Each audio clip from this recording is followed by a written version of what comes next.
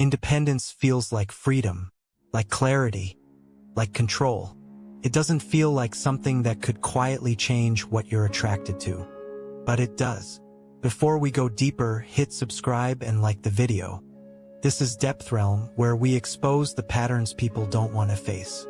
Female independence didn't just change lifestyles. It changed nervous systems. And attraction doesn't respond to beliefs. It responds to wiring. When women gained independence, financial, social, emotional, the external constraints fell away. Choice expanded. Risk reduced. Dependency disappeared. On the surface, this looks like progress. Underneath, it altered the internal equation of desire. Because attraction doesn't exist in a vacuum. It exists in context. And context shapes chemistry. Historically, attraction was filtered through necessity. Partnership meant survival. Stability meant safety. Selection meant future. Desire was entangled with dependence. But independence untangled it. Now attraction had to stand alone. And when attraction stands alone, it becomes unstable. Because the nervous system evolved to seek balance, not isolation.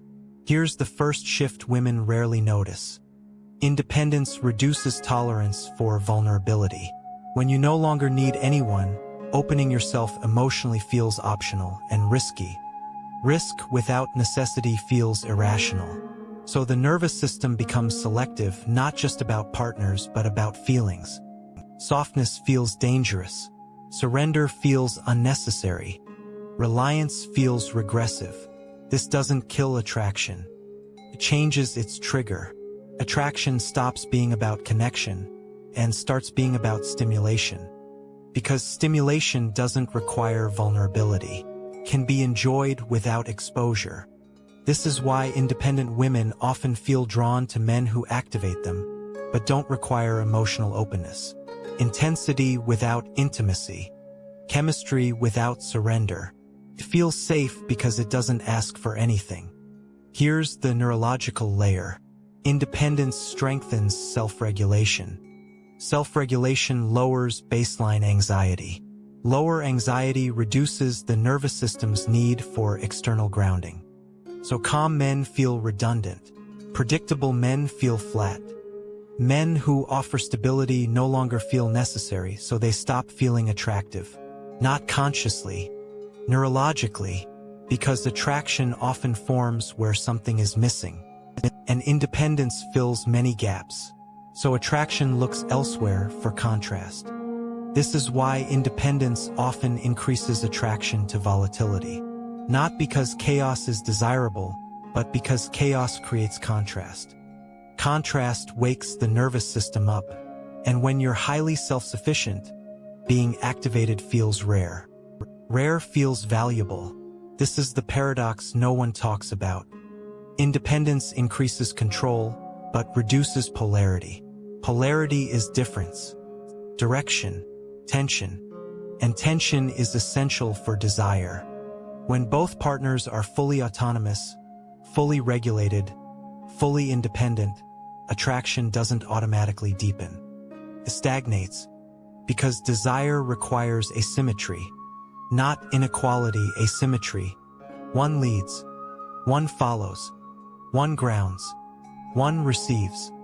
Independence flattens those roles. So attraction becomes inconsistent. Here's where confusion sets in. Women feel proud of their independence. Rightfully so.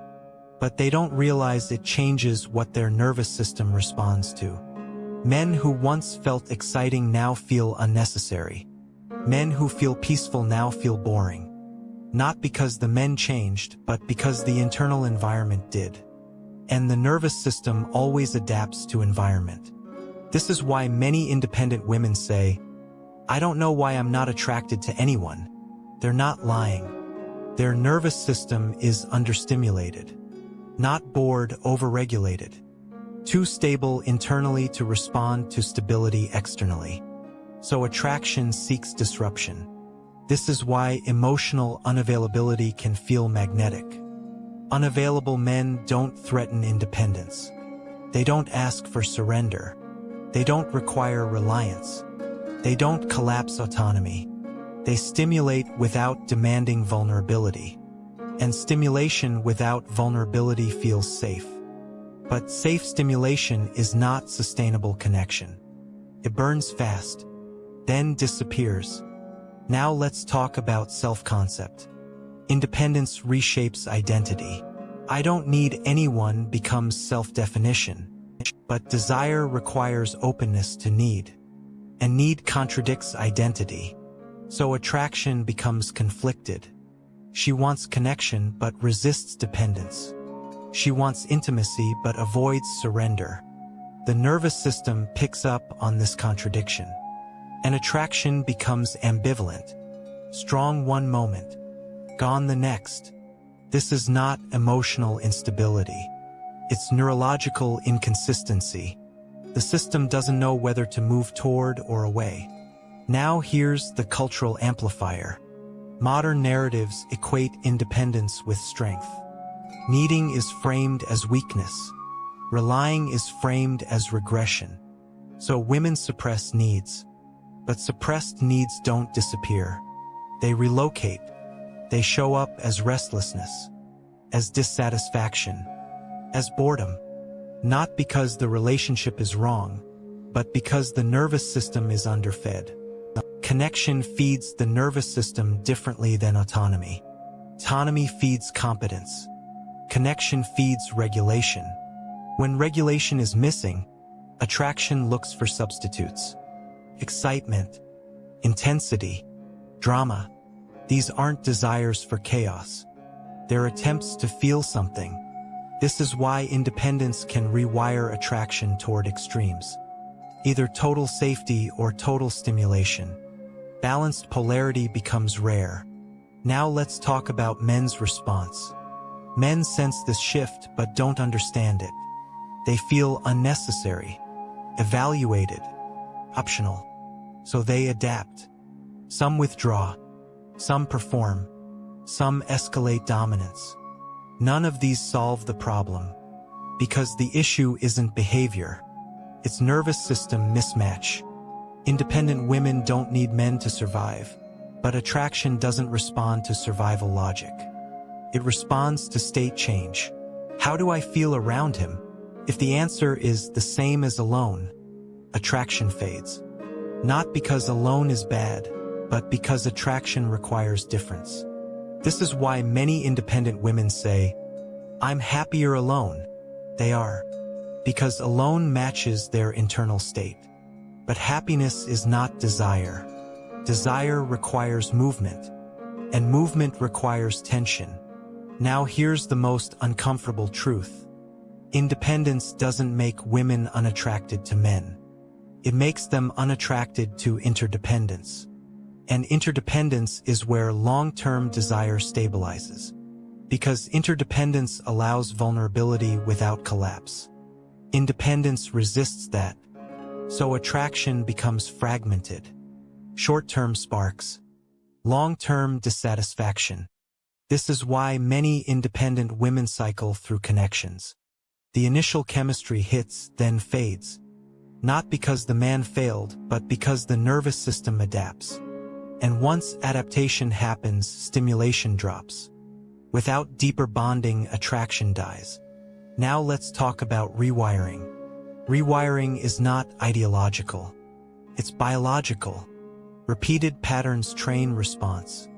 Years of self-sufficiency train the nervous system to self-soothe. Self-soothing reduces desire for external regulation. But attraction often arises from mutual regulation. So independence reduces the need for attraction, and attraction weakens. This is why some women feel desire decrease as independence increases. Not across the board, but selectively. They want companionship, not polarity. And companionship without polarity feels empty. Now here's the key distinction. Independence is not the problem.